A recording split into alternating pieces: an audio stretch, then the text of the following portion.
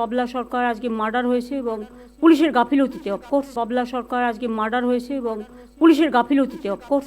বৃহস্পতিবার সকালে ইংরেজবাজারে দুষ্কৃতীদের গুলিতে খুন হন জেলা তৃণমূলের নেতা ও কাউন্সিলর দুলাল সরকার।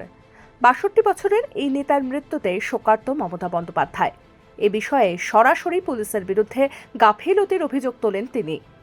এসপিকে ভর্ৎসনাও করেন। এদিন নবান্নে প্রশাসনিক বৈঠক থেকে মুখ্যমন্ত্রী মমতা বন্দ্যোপাধ্যায় বলেন, আমার খুব সহযোদ্ধা ফ্রম দ্য বিগিনিং আমার সাথে কাজ করছে। বাবলা সরকার আজকে মার্ডার হয়েছে এবং পুলিশের গাফিলতিতে অফকোর্স, কারণ ওর সিকিউরিটি আগে ছিল, উইথড্র করা হয়েছিল, ও আগেও অ্যাটাক হয়েছিল এবং ও মারা গেছে। আমি ফিরাদ হাকিমকে আর সাবিনাকে পাঠাচ্ছি এক্ষুনি, সেই জন্য আগে আমি আরবান ডিপার্টমেন্ট মিউনিসিপ্যালিটি ডিপার্টমেন্টে আলোচনা করে ছেড়ে দিচ্ছি।